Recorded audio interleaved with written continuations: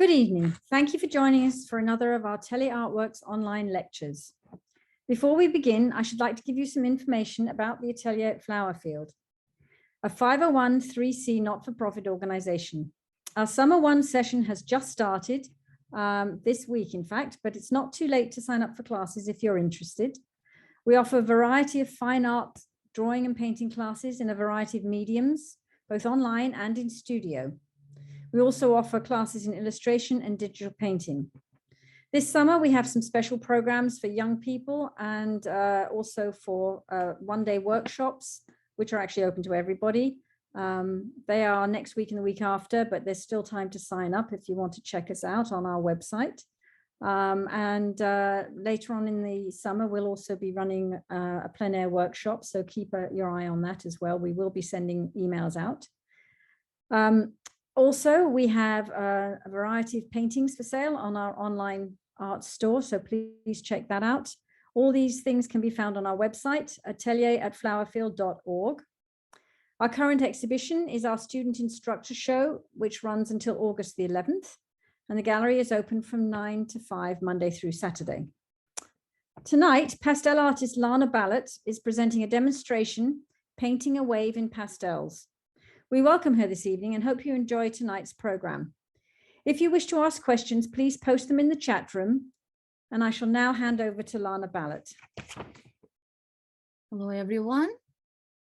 And thanks for joining me. And I pre-recorded the part of the wave. And I'm going to show right now.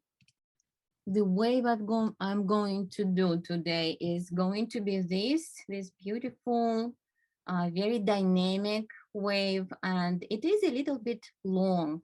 So when it happens, I'm usually trying to do a sketch, but I ended up in my final version, elongating it a little bit. So the format eventually became a little bit more horizontal. But these gave me a way, the sketch, the value sketch gave me an opportunity to explore the values. So where the brightest highlights are, where the midtones, and how I can divide the space. Like, for example, there's almost like a triangle that's a little bit lighter here. And this part that's closer to us is a little bit darker. And there's definitely movement of light through the painting. Well, through the sketch right now, but there will be hopefully in the painting as well. So that that was the sketch, and now I pre-recorded so that we save a little bit of time. I pre-recorded the underpainting part. Just do this so that we can see it.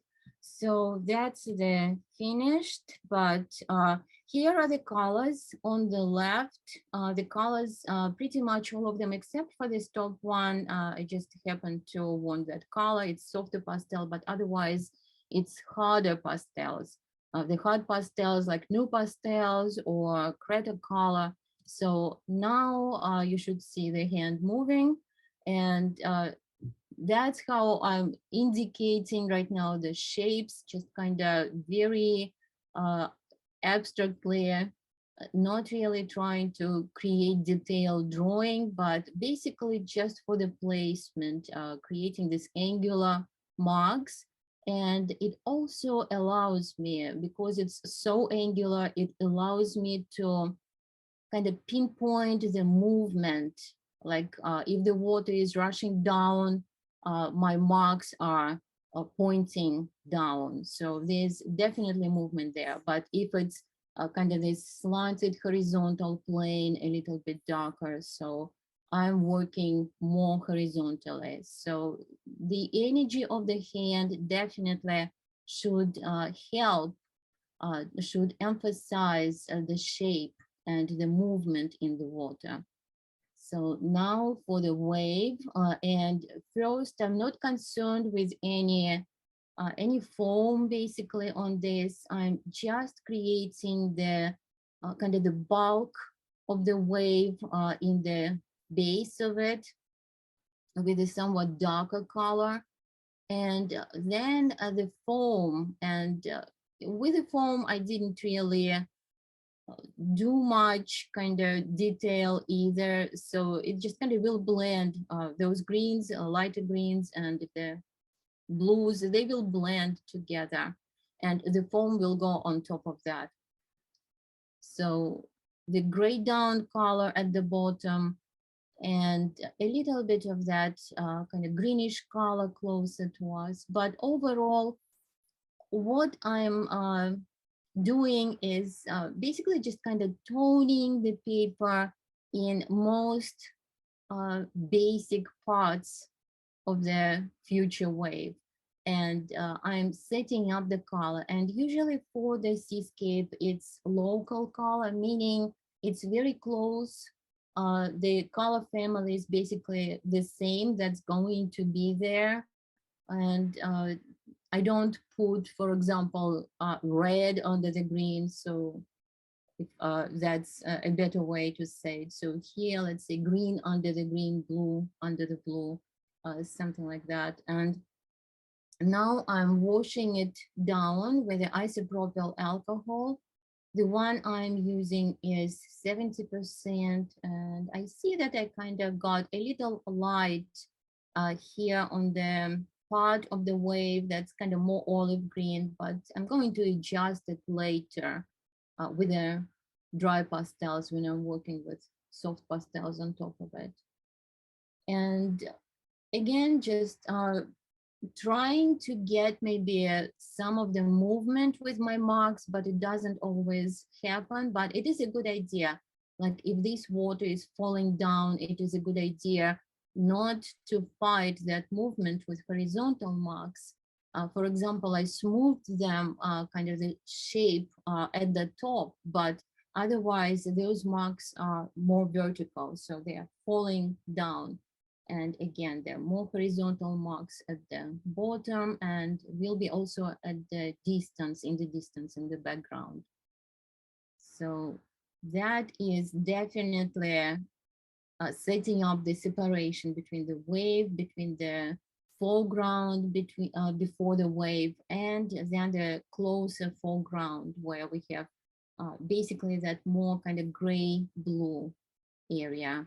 And if I feel that my color is just not deep enough, I can still add some even when I'm washing it down, even over the washed color. But here I tried something else. Usually I don't do this, but I figured, well, maybe I should soften the edges, because there's a lot of spray kind of flying up into the air from the top of the wave, from the foam. So I figured that maybe I'll just kind of wash that border a little bit with, again, with the alcohol. It dilutes the pigment better, but I could have left it. I could have just worked with pastels over it and have that smoother edge. So you can see that definitely the way I'm working, at least, there's not much sense of creating really detail at the stage of the block-in for the underpainting because it's not going to stay.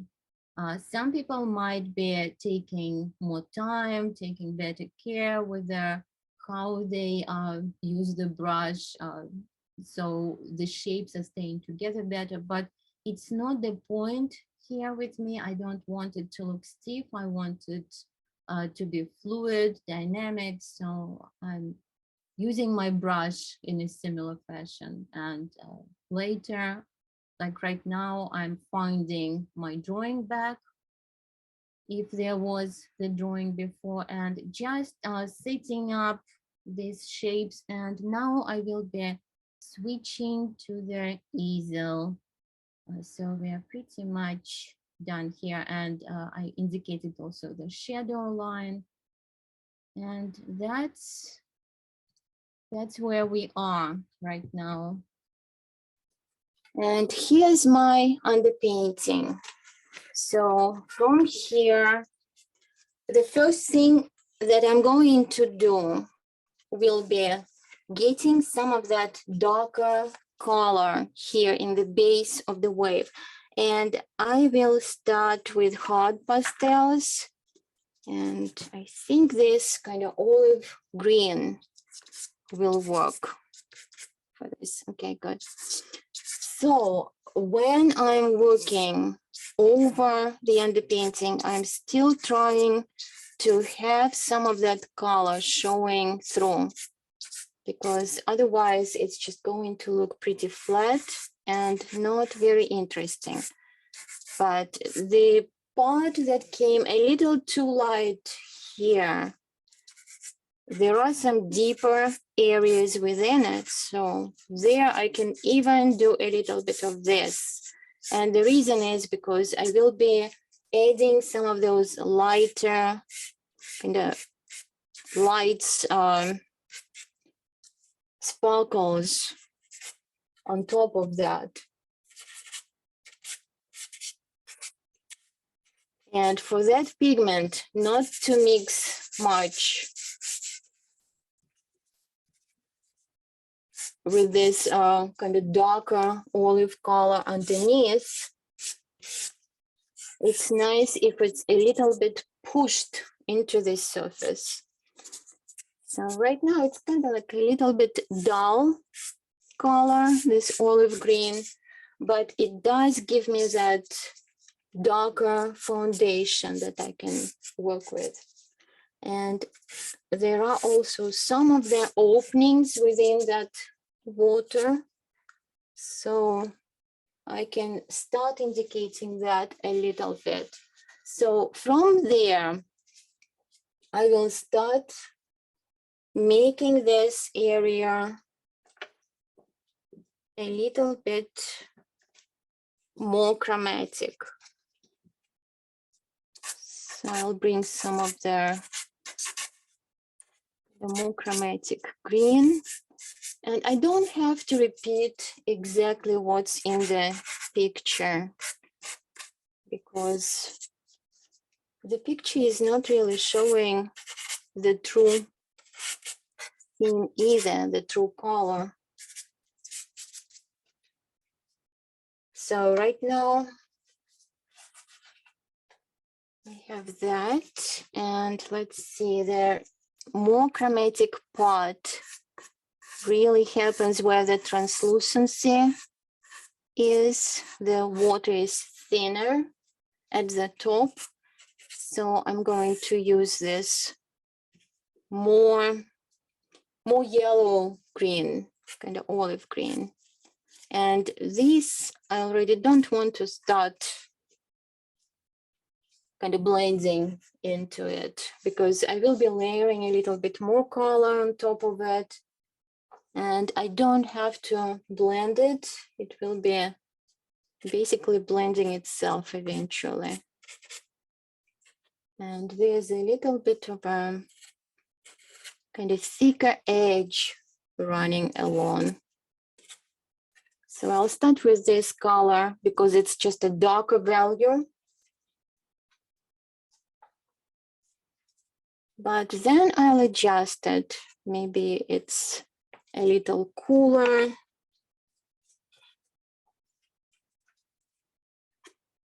So maybe it's something like this. So we'll see. And I have to remember right now, it's not the time for details really. Right now, I am just basically setting up the shapes. And after I get the very basic overall shape here for the wave, I'm going to set up the background, because I cannot really refine the edge at the top if I don't have the background done, because with pastels, and I guess with other mediums too, we really have to kind of have that order in the layers, because if I want to make a kind of nice finishing mark, it should not be disturbed. But if I do this first, then I will have to kind of carve into those nicer marks I already made with the lighter color, and that will not be good. So in the distance, because it's really just a background, I only want to create just a few basic kind of shapes of the waves, just suggesting that, maybe like some of their kind of lines like this, but not very parallel. That would become boring. And the waves, when we see their more vertical part, that's where they show that local color of the water, but where we have the spacing between the waves, we see more of a reflection from the sky. So still, well, actually, no, I used the soft pastels already here in this part, but here that was just the hard pastels. And also let's suggest a little bit of that blue.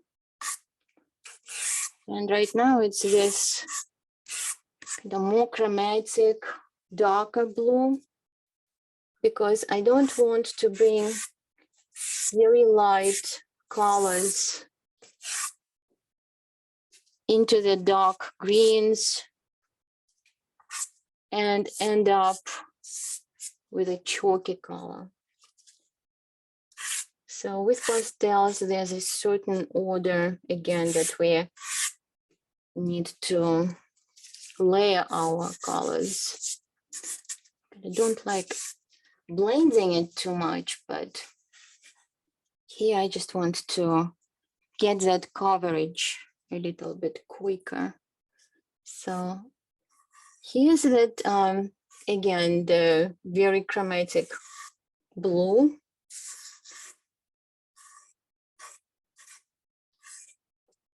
And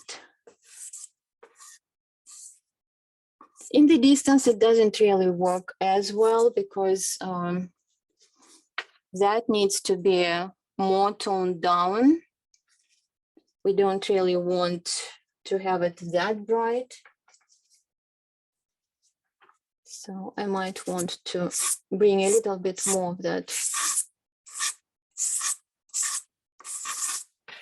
kind of more neutral blue, but closer to us as a layer, I think it works.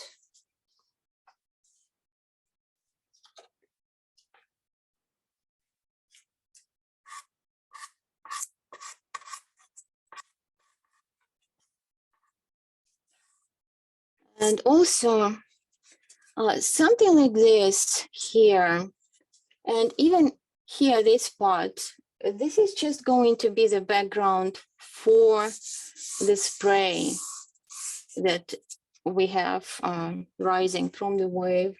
So it's not really necessary to bring that detail, to worry about it that much. So a little bit this.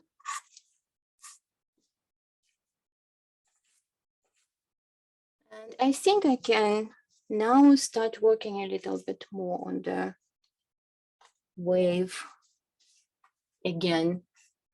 So maybe just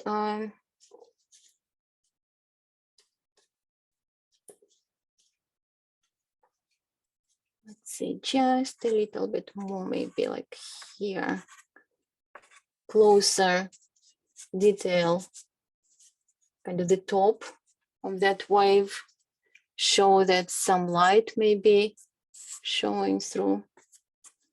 And then it just melts into the distance.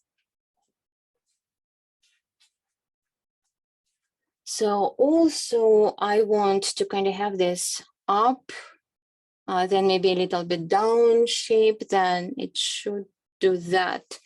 because otherwise it just would be straight line, it would be boring. And sometimes, particularly during the demos, it's easy to get off track with that and end up with a more horizontal setup than I want to in the first place. So maybe I should take care of it right now before it happens. So something like this. If I emphasize the movement. And the fun part about this wave is also going to be adding those sparkles. So I'm looking forward to that.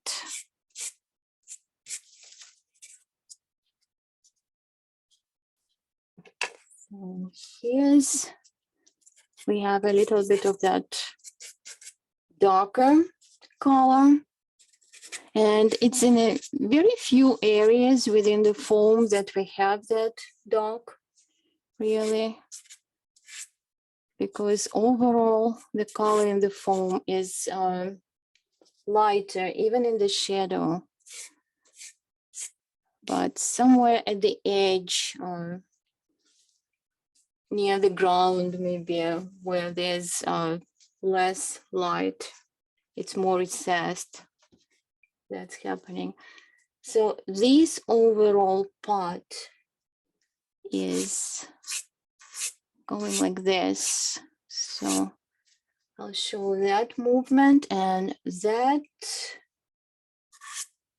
So let's do it from here maybe. And it's time already to start, like here, this already start pressing that darker pigment and kind of blending with it too much. So that tells me it's time to switch to softer pastels, because then it won't happen. Otherwise, the color becomes duller when this happens. And also, here's another tool that I can use. If I want to remove the pigment, I can just tap like this with a bristle brush. And that usually helps if there's some dullness in the color happening and I want to remedy the situation. So then here, so we have this, then it comes here and it's a little bit warmer, brighter. It's not the warmest color there, but I can add a few and have that brighter color to be underneath. And then this lighter, light green, is going to look more alive than if it's just going onto the flat color. So this light, let's start it from here.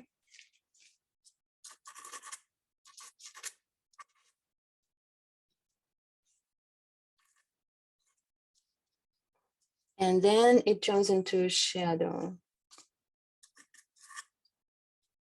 So then we have this movement, this kind of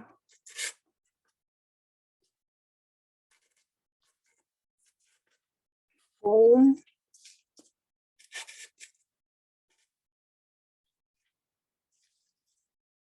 And then it's clear water. So with the clear water, I want to get back to maybe a green like this.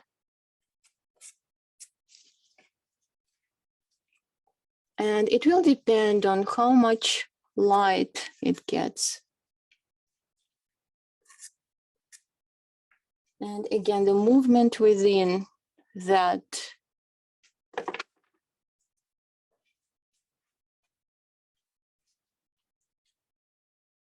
so I need a blue or some kind of gray blue for this part.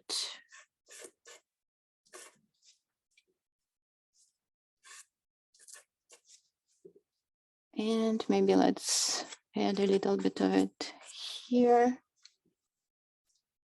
and here. So this foam is kind of like climbing on this slope that this wave, the base of the wave is. And that's why it's there's a foam here meeting with the ground, and then there's also a little bit here. So that is something to keep in mind. And let's bring a little bit more color. So I have my darker areas there.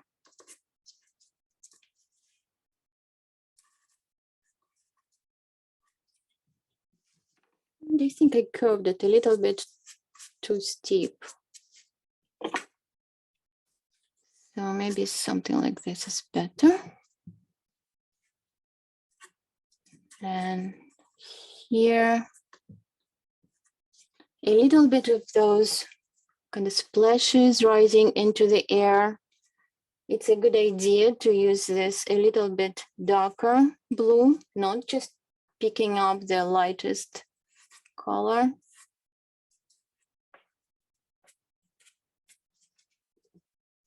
And then we have it also here.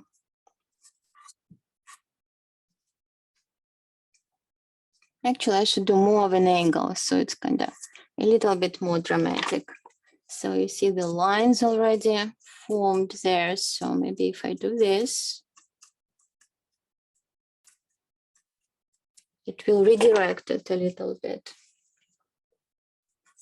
And I barely touch it. And I also wipe this pastel. When it's touching this, it's picking up the color. So if I keep just dragging it across, it's going to create dirt, mud. So I need to clean my pastel stick. And then this is just a base for the spray. Eventually, at the last stage of this, I will take a toothbrush and create a spray with that. But this is the base for the spray. And again, a little bit linear. We don't really need lines. We need just the base. And I don't want to blend it because then I will lose that transparency effect. It's just not going to look as nice. And the next part is, let's get the color here into the water that's not as chromatic. Like right now, it's a nice contrast. It's not as chromatic as this, but it should be a little bit lighter at the top. So let's see if this will give it.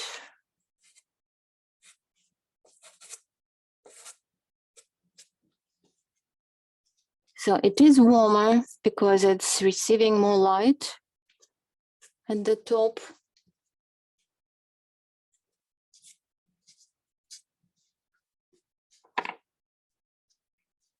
And maybe just a little bit of this more chromatic.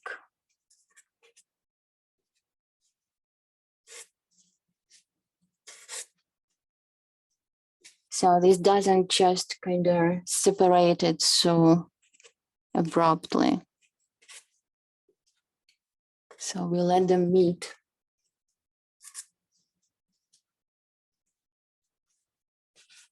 And also the foam, because this is just kind of sitting there, just blue. I think if I add a little bit of this green, overlay it, that will show some of that color kind of through the foam, the color inside the wave.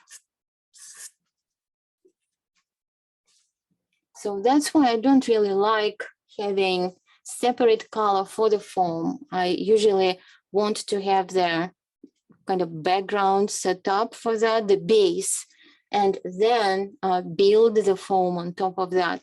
because then the foam doesn't look separate. So let's see what's next.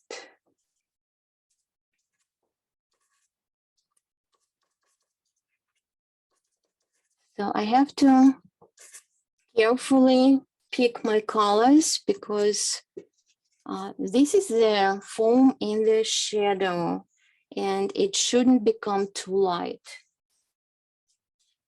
So it's clearly in the shadow, it's clearly darker. So maybe a little bit of a kind of shadows within foam here in this area.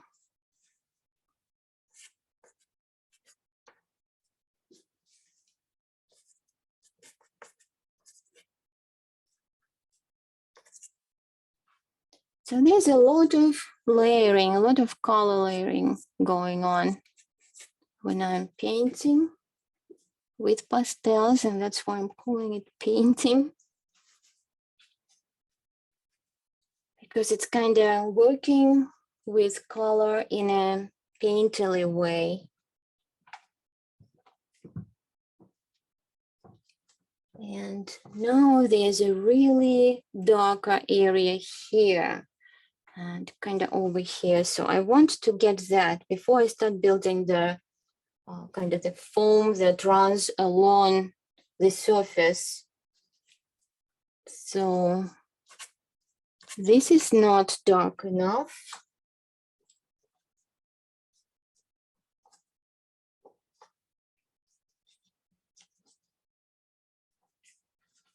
So I have this really dark green. So let's see the, now it's kind of dull.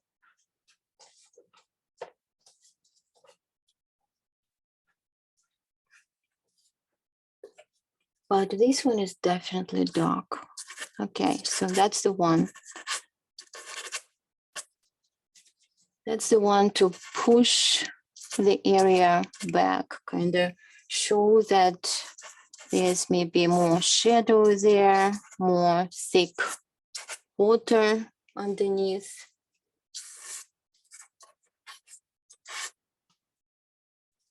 And this stands out against it.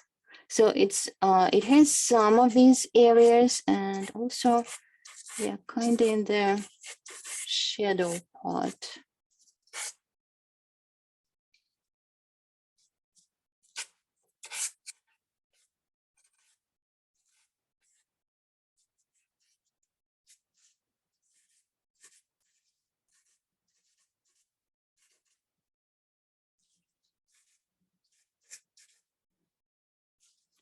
Okay, so that I think worked.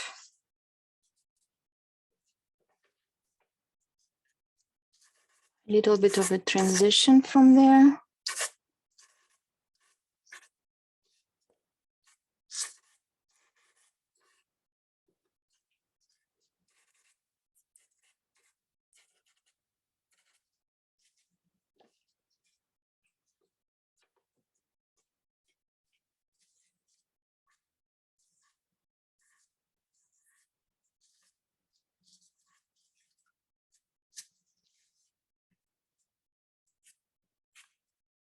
So the most chromatic color there at the top. So now before I start really doing the foam, I probably should add the color for the here for the foreground so that I have the whole picture in front of me, not just parts of it. And that would be easier kind of to evaluate then. There are some of those darker openings within the water, actually within the foam. We see that clear water happening. And it's actually more of a reflection of that kind of olive there on that plein. So it's really more of this blue, kind of gray blue is happening in front of us. And right now I'm just starting again with a flat color, maybe just kind of blend a little bit. Because it's a first layer, I'm not kind of destroying any kind of nice fluid color that I worked to create. Right now it works. And the blue shows the reflection, again, reflection from the sky. So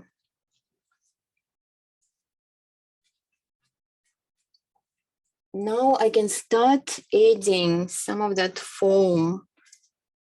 But let's see, maybe I have a little bit of this kind of lighter, cooler green, kind of as a transition between these colors. So they don't look unrelated, these two areas. It is a good idea if we use the color in one area to look if there's a chance to use it somewhere else in the picture.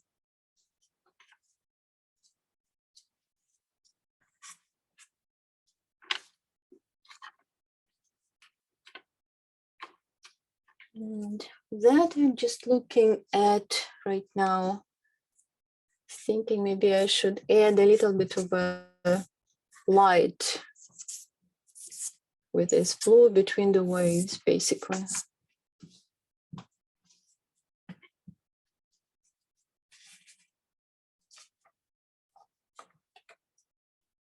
And eventually could be even lighter.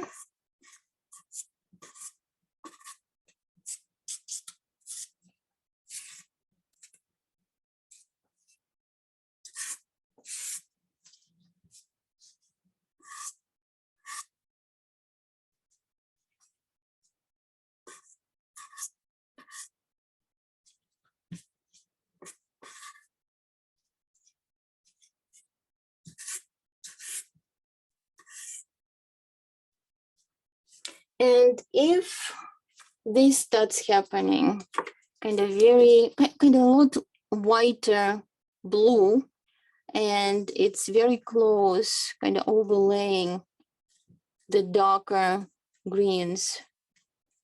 So it's a good idea to use something like a transitional color, I call it. So maybe some purple.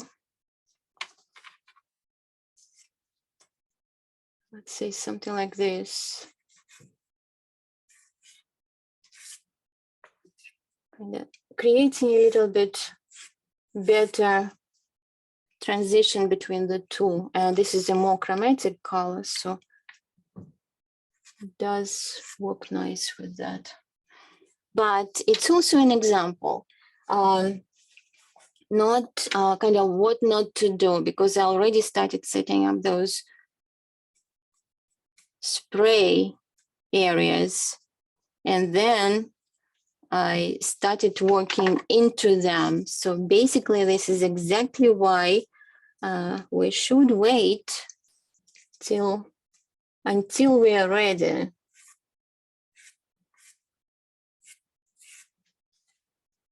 And then do the foundation for the spray or the spray with a toothbrush. So that's the idea.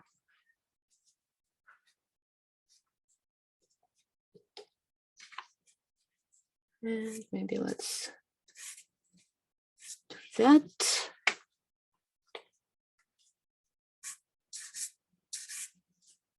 And this. So what it did, kind of let me separate the background from the wave a little bit more, because I increased that contrast between the the wave, the wall of the wave and the background.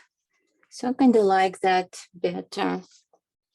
So now that I have some of that darker color, and if I need a little bit more,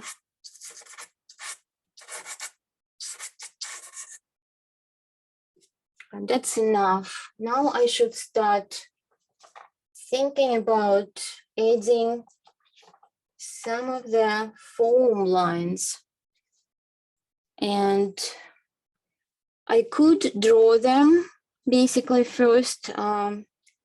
Let's take some maybe light green, so it's not really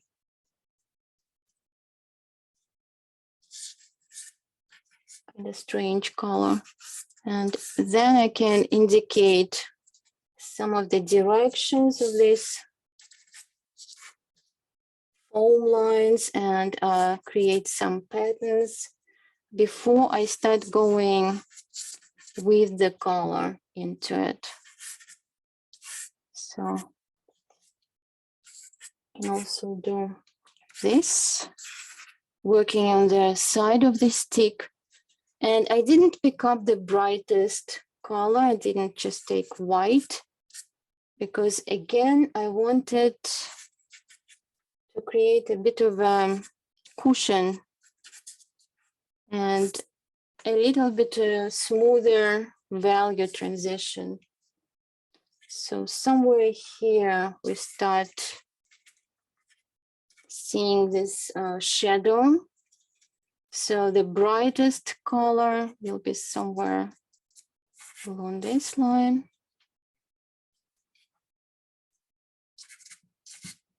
And there's a lot of ripples here on this wall of the wave or base of the wave. So let's say we do this, kind of stretch them out that way, then maybe another, oh, here also, there's a nice light here at the end. And it goes higher. The light goes all the way up to here. So that indicates the shadow area and the light.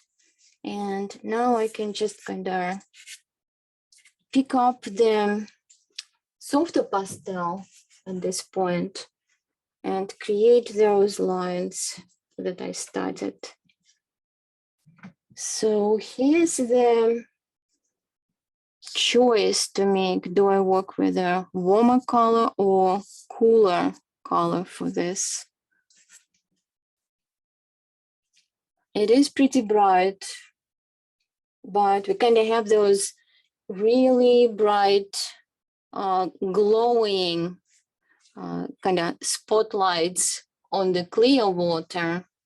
And then we have the foam, and the foam actually looks a little duller comparing to that glowing light. So it's a little tricky.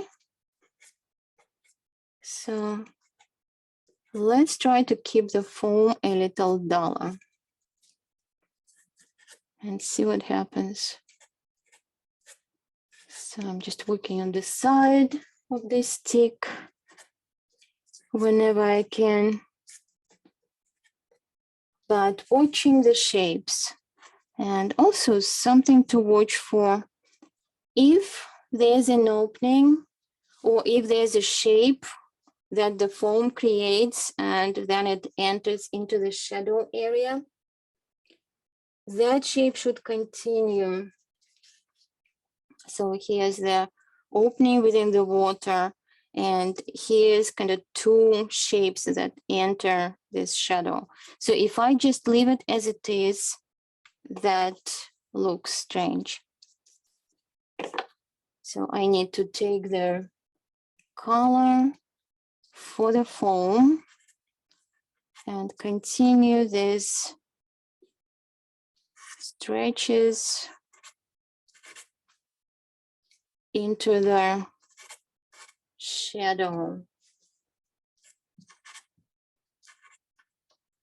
So then it starts looking that it actually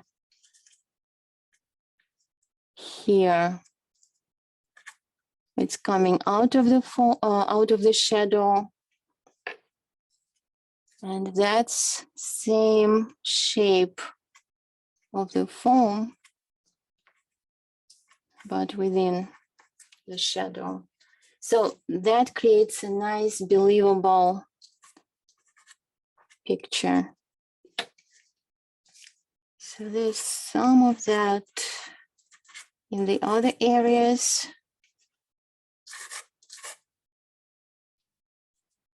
And I'm just going to do this quickly. And then as it's rising there, it becomes thinner. So the blue that I'm using also should get a little bit lighter on that lighter area. If it rises that far, it should get some illumination from that glow that we have that's created by the translucency. But they should meet together without creating a sharp kind of border. So there should be a nice transition.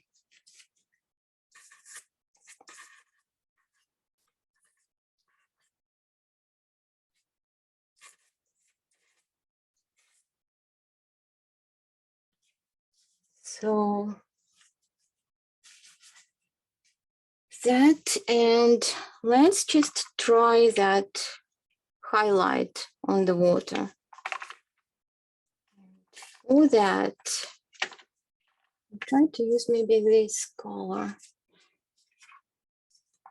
What I usually do for something that's just kind of glow, I don't even drag it as much, but just kind of push the stick into the surface in some areas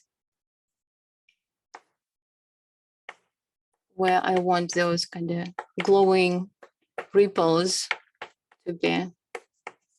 And it might become too much, so I have to be careful. But that's right now kind of showing the values, the contrast, that this is my brightest value, and I can have some of these glowing areas a little bit larger, so there's a nice accent, so they are not just all kind of small ripples. But see, when I added these very light colors, how the foam is really not light enough. And that's the advantage of working on everything at once, if we can. So I need to lighten the foam itself so that the foam that's stretching along the surface.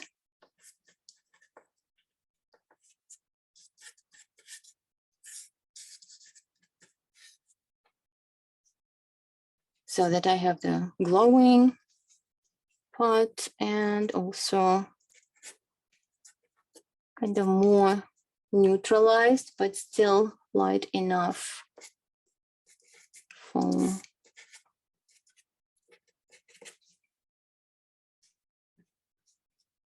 Something to watch for is that I don't end up kind of with these tiny openings everywhere. So maybe at some point I will want to correct the shape. And this is one of the few instances when actually using a brush like this, not a bad idea. That it's okay that it blends a little bit, the color underneath. You don't want to do too much, but some of that kind of smoother blended color there in the base, it's not that bad.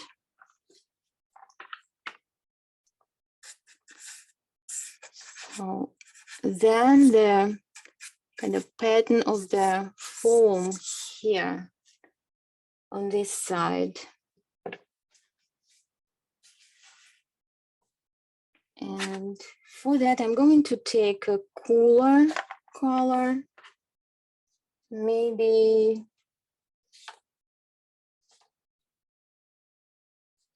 we'll start with a little bit cooler gray. It's actually a warmer gray, turned out to be. What about this? This is cooler. So let's start with this, and then I will warm it up and make it a little brighter where necessary.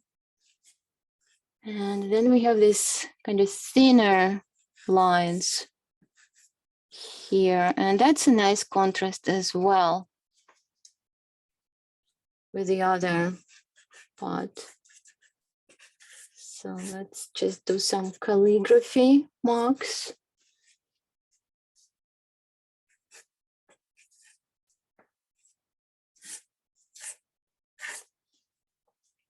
And that's what I love about Seascape. It lets you get away with all this kind of very abstract type of marks, shapes. You don't have to be very rigid. It actually pays not to be very rigid, because otherwise you just kind of having hard time to creating movement. So here's that cooler gray, but it's supposed to be lighter. So let's bring some light, but gradually. Again, not jumping right away into the lighter color. So comparing to what I was using before, this one is a little bit more chromatic.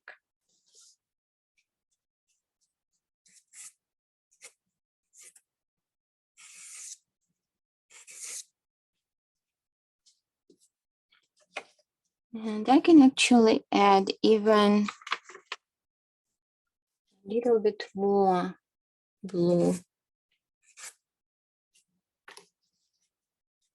Even more towards the purple still here. So yeah, something like this.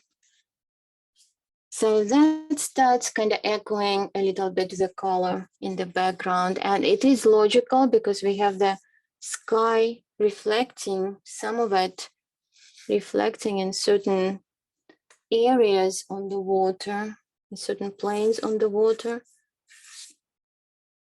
So that works. And that can take quite a bit of time. If I'm just working on something myself, I can spend a lot of time trying to create a better pattern out of the foam. I'm not going to try to be a perfectionist in this area right now, but just wanted to mention that sometimes it's unusual, unexpected things in the seascape that takes longer than seemingly this should be the more difficult part, but sometimes you get stuck on this area. So you never know. And right now, I think it's, all right, let's just get a little bit more light here so that we can move on.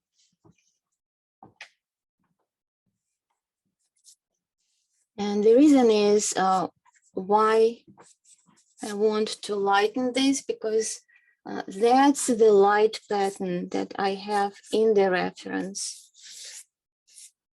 And if it's not light enough, if let's say this area is not light enough, if the foam is not light enough, it's just doesn't say that it's sunny enough.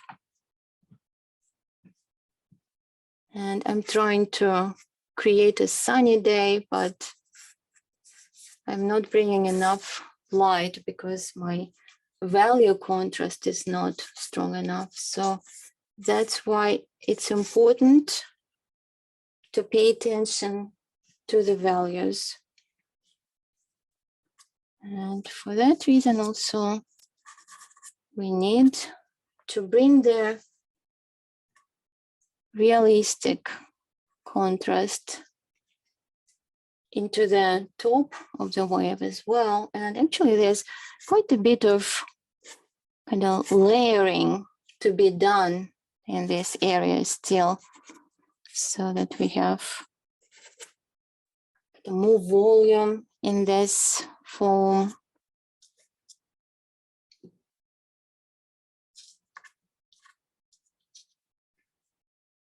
And it's tempting to kind of get right to the details. But before I do this, I really want to make sure that everything is working first. Not start getting the flashy details and then realize that the area should be still maybe like a little darker or lighter.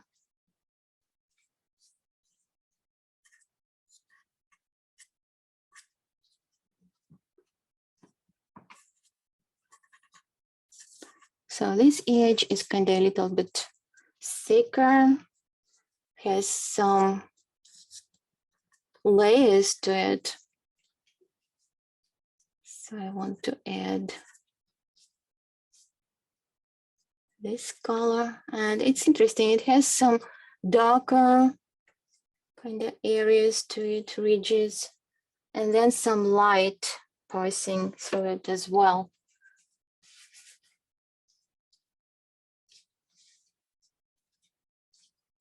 So for the light over here, for the foam,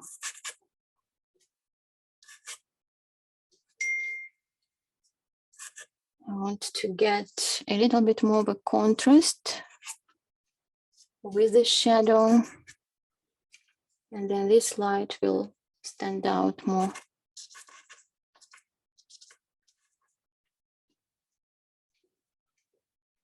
And because this is the foam, it's not a kind of like solid area. It needs to have some of that texture. I need to keep that. I shouldn't just make it flat.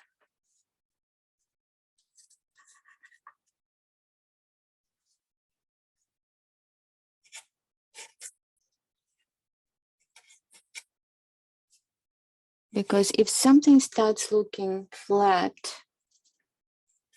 it's kind of trying to tell us that the surface is smooth. And there's definitely nothing smooth about a cloud of foam like this. Oops.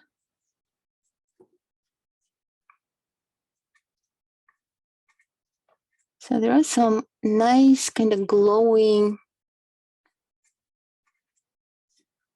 areas, spots on the water. But again, before I do that, I need to make sure there are these kind of darker grooves within it. So there's the contrast.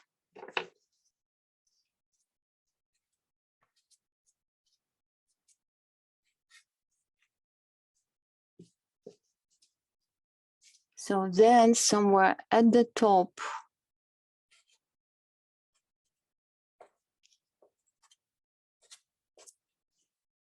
can do even that, or this more vertical.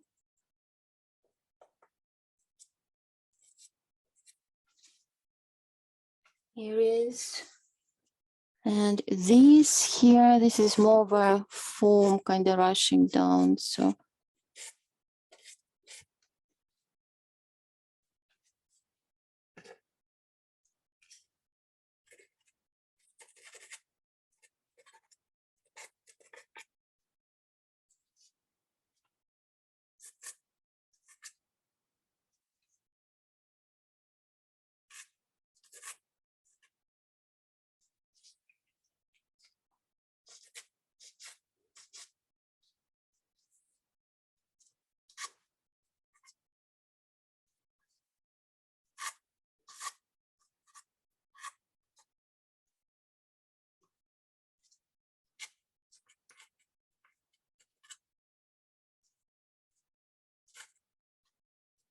So there are all these different colors that I'm using, but it is justifiable. At least that's how I'm thinking about it, because the water is really very, very interesting substance. It's just a droplet of water. Just has all sorts of colors. It can create rainbow. We can see rainbows sometimes in this mist. So it's definitely okay. So let's get some of this details now a little bit on the edge of the wave. And because I shortened, oops, and that happens too. Because I shortened this wave, it doesn't have exactly the same layout here, but I can see which eye candy basically I take from their preference. And if I need to create something kind of more shiny at the top, can do that. That's really glowing. So maybe less than that. But this is a little dull. So one thing about areas like this, they shouldn't really be that neutral color.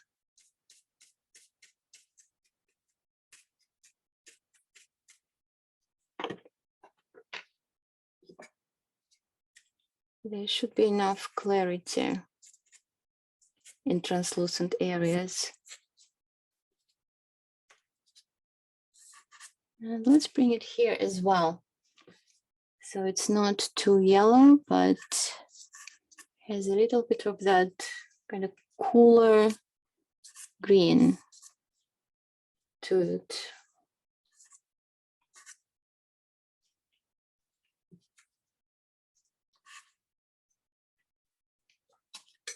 But it's definitely a lot more illuminated here because I pushed on the pastel stick and it left more pigment and that became brighter.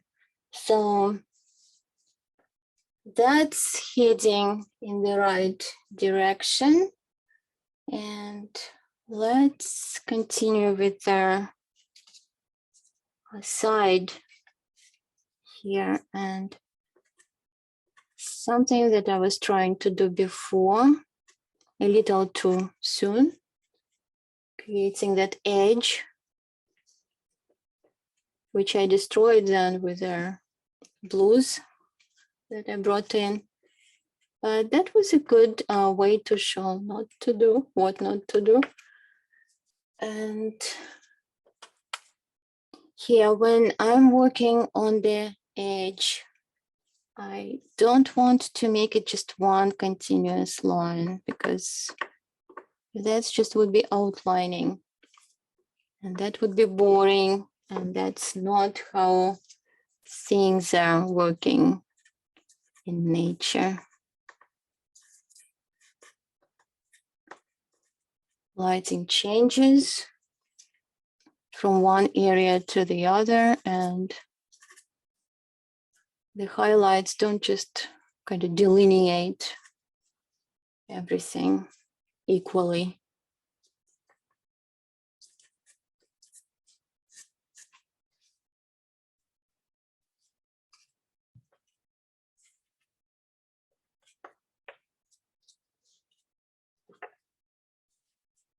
So this broken edge is a lot more interesting, and maybe now I can actually get away with that, but I want to use a little bit darker blue, a little bit more chromatic blue.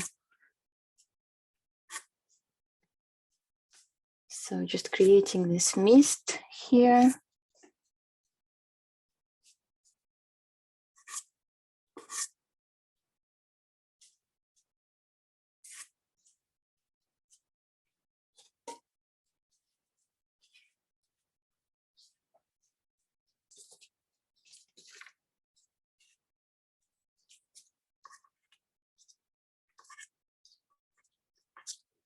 So for the foam, there are just some of those kind of splashes that we see fly out a little bit more and catch more light maybe.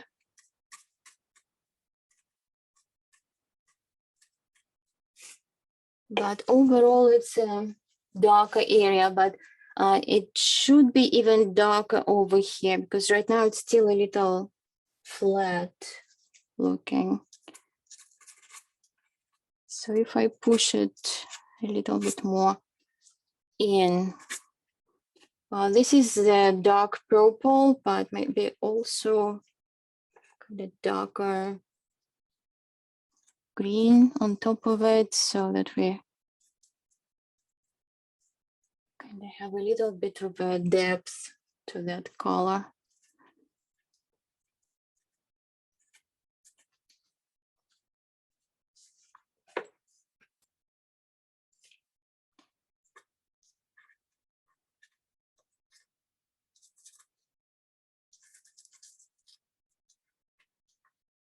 And just to emphasize this, not a smooth surface.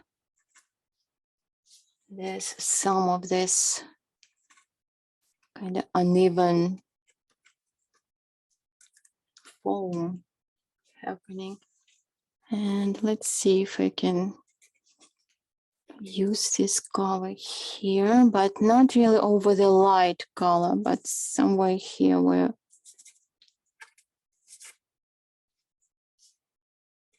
I have that darker green. So there's a bit more continuity how I'm treating similar areas. And then there should be even lighter color at the top, so that brighter highlights. Yes, that is a warmer color, and that should be that top kind of highlight area.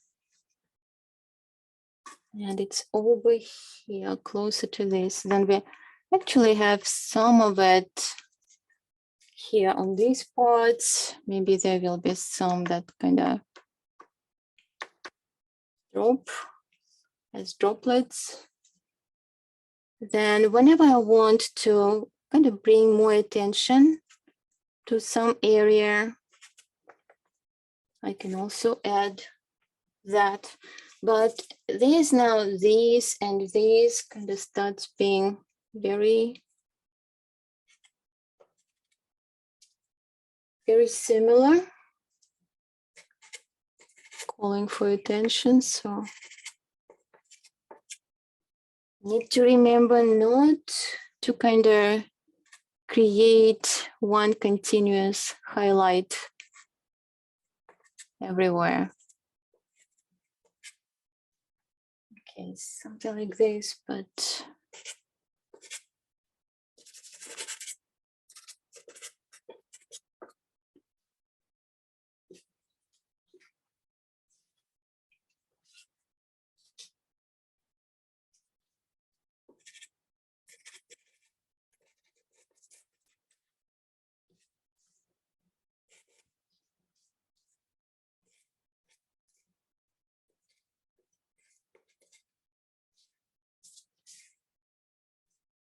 again, just trying to create temperature contrasts here,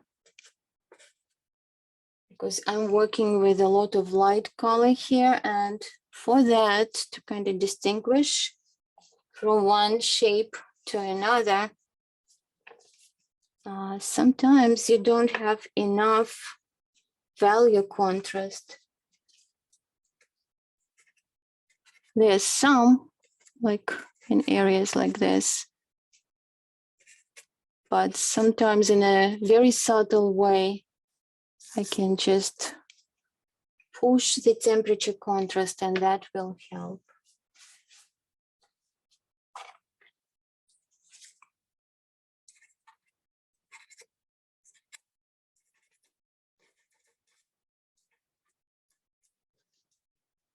So here, maybe a little bit of that lighter, somewhat lighter blue,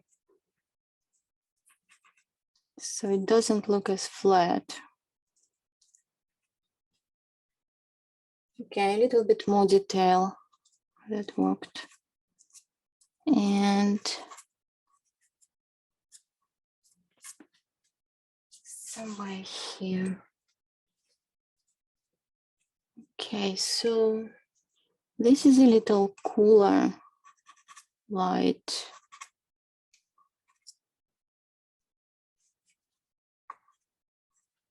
So right now I already switched from kind of greener lights, very light colors, to some pinkish kind of light, and then even further. So with this more white light, actually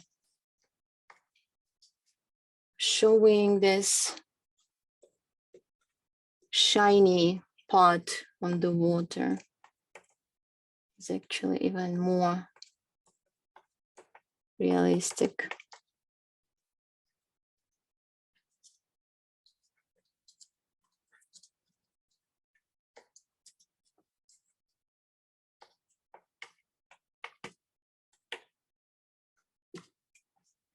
And these ripples, they're really kind of describing the surface.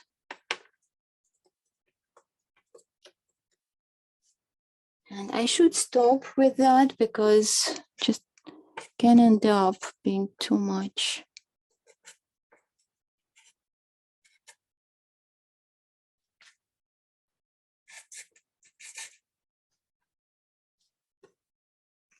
So that's what I'm missing here, just kind of nice diagonal from that side. But it's like I don't quite have enough area there for that.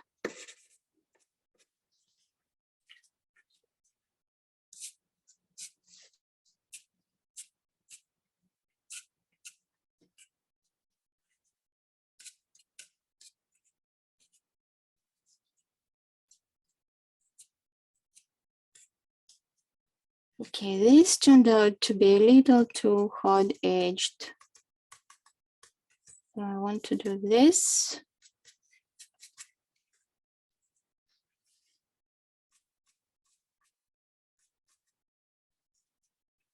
That reshapes it a little bit. Then I want to find a little bit more of a kind of top here. Not everywhere. Where the foam is, that's fine, but I don't want the whole thing just kind of melting into the background that way.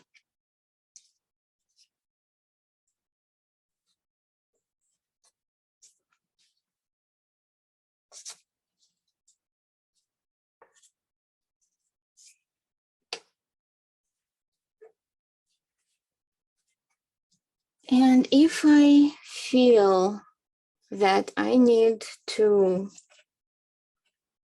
where's that green over here? That I need to darken a little bit some areas here.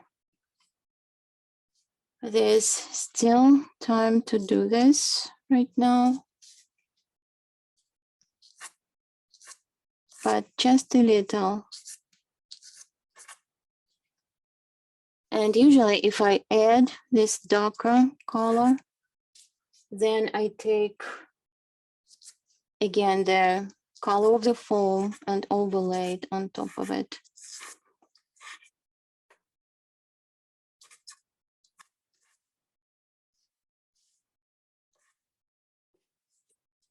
This is a little tricky at this point, so I don't want to create a chalky mess. And it has to be gradually changing.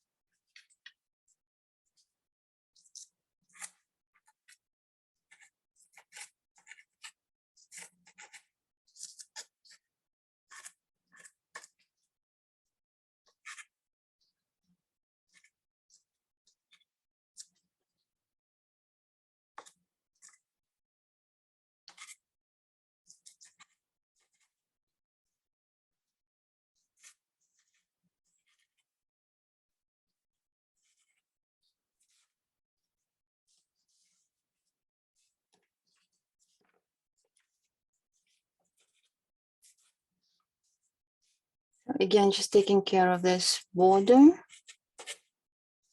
so that we see where the shadow begins. And maybe now just kind of getting this edge a little bit better shaped.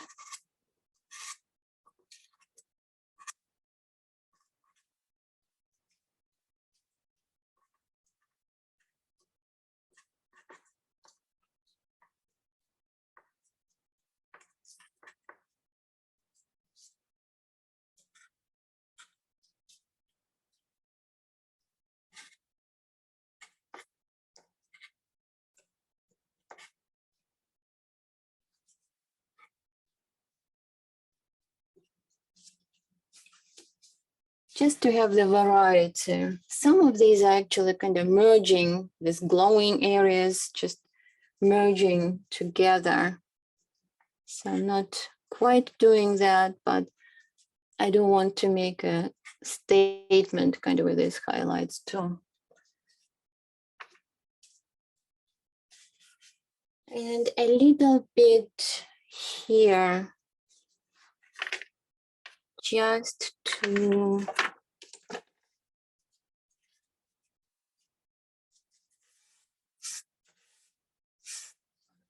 kind of tidy it up a little bit, and then I will do the spray. The foam, so there's a little bit of that gray color here.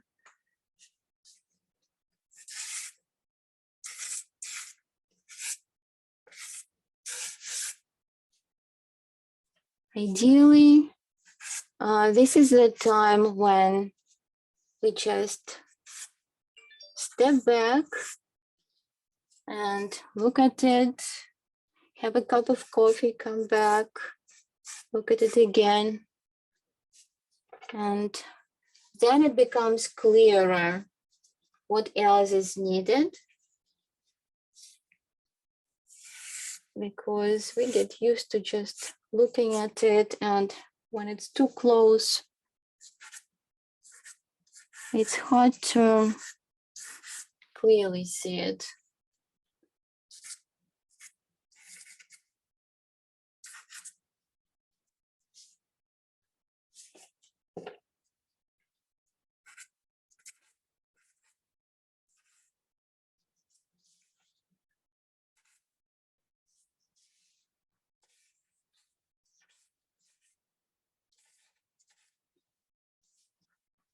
Okay, this is another color I can try that's not very white, and a neutral, warm, purplish color.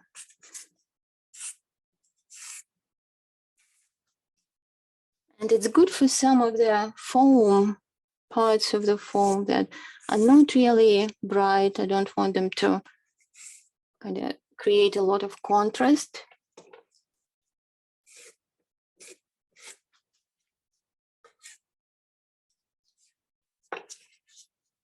But some of it, yes, I want to be a little bit lighter. So maybe just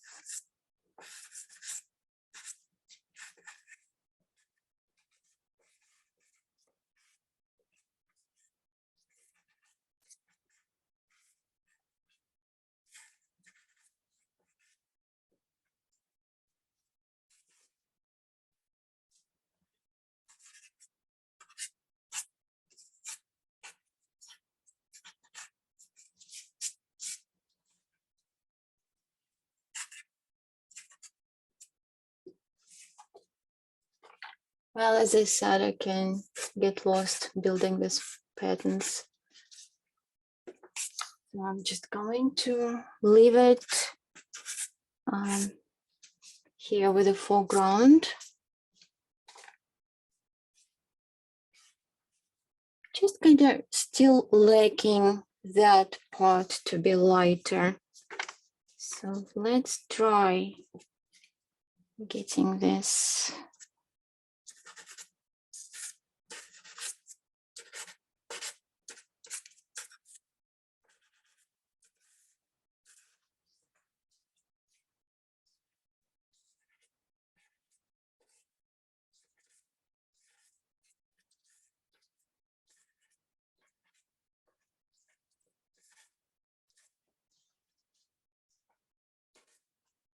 And I also mentioned that I would come back to this area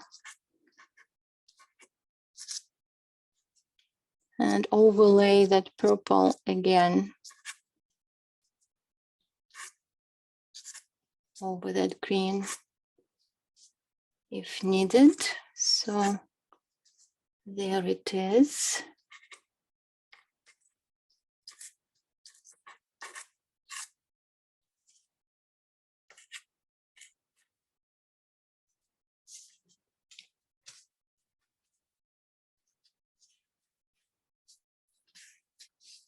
So here, not kind of having the nice contrast still between this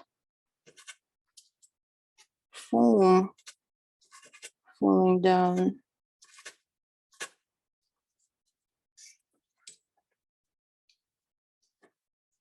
And that is a dangerous area right now because I already have all that light color in it.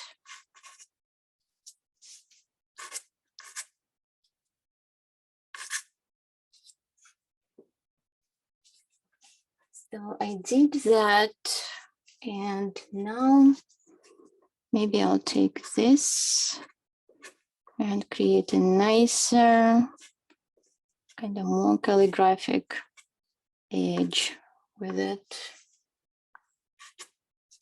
More interesting edge too.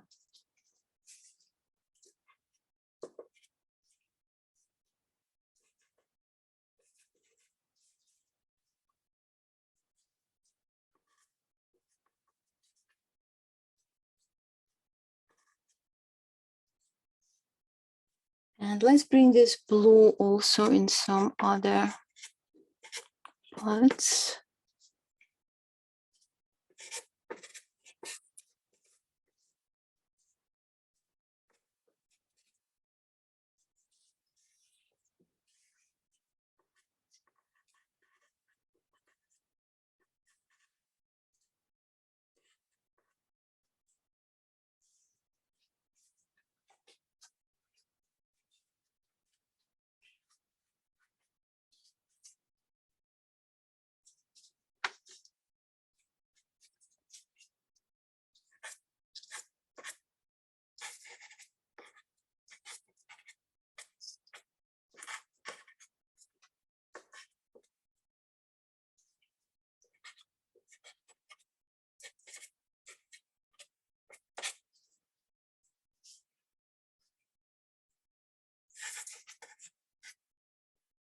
And also to connect some of these lights.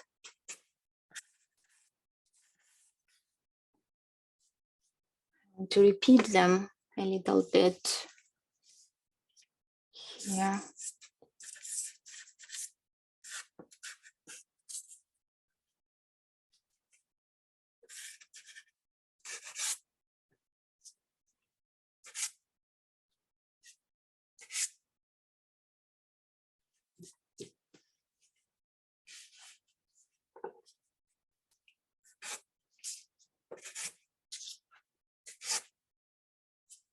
And sometimes this is a type of blending that works. Kind of having the color blend another color. Just because there's enough pigment underneath. And I think that actually helps to make this area smoother because I have so much texture in the other part.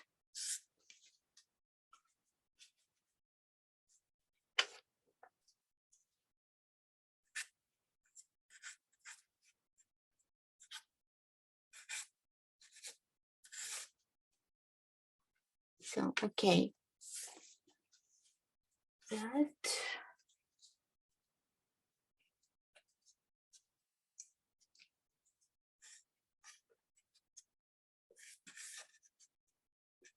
If you want this linear foam lines.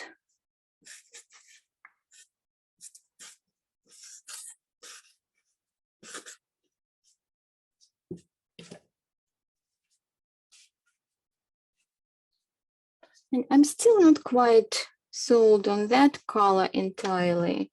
I think it should be a little bit lighter or just a little bit cooler maybe, because there's a lot of yellow in it.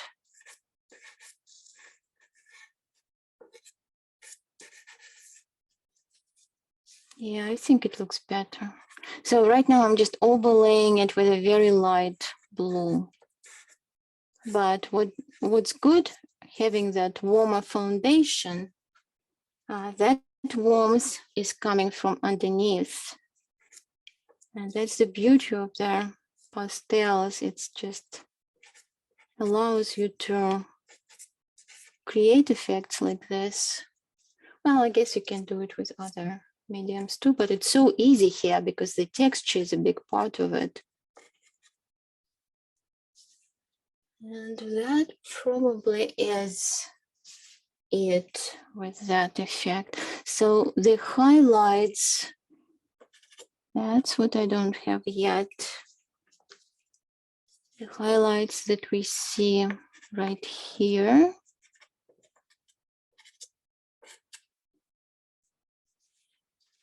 The highlights that kind of transition here, kind of falling from the top. So there's a lighter area in this as well. And I start accumulating quite a bit of pigment underneath. So that's the time to stop.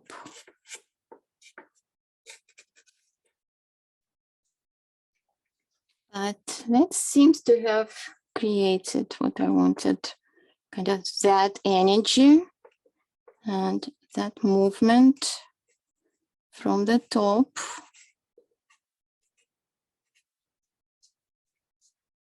And it's also kind of almost like curving here at the top part of it.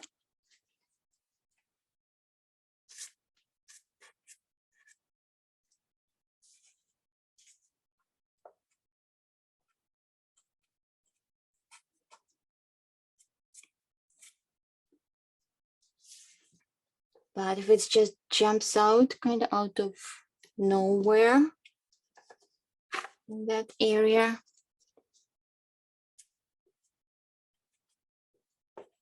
I need to add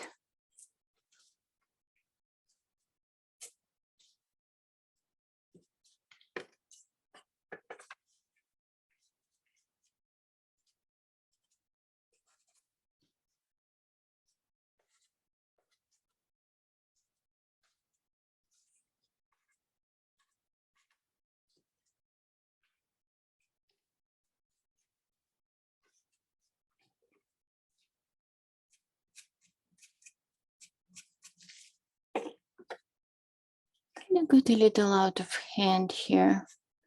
Maybe bring it more like this. Yeah, gives me a better shape.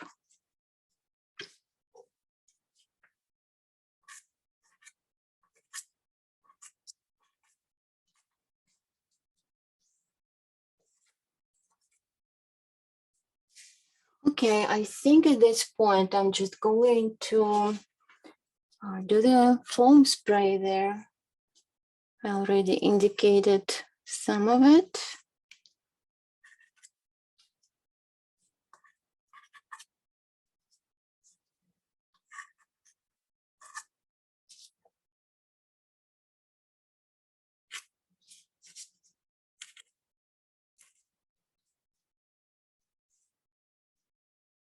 Okay, this is too light to go in that area.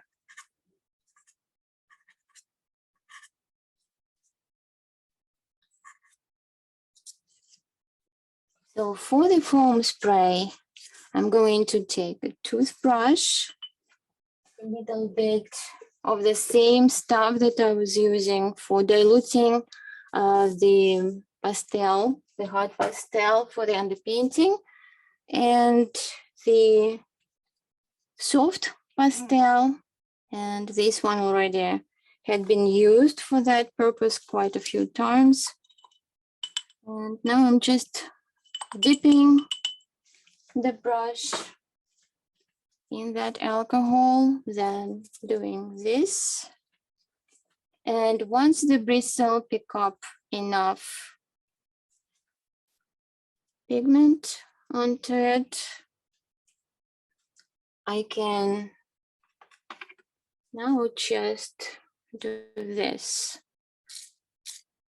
and point it in the direction that I wanted to go, but I should not overdo it, because what happens, those tiny droplets, they are going to make a very opaque cover over that nice, lovely color that I have behind, and it's just going to make it chalkier looking.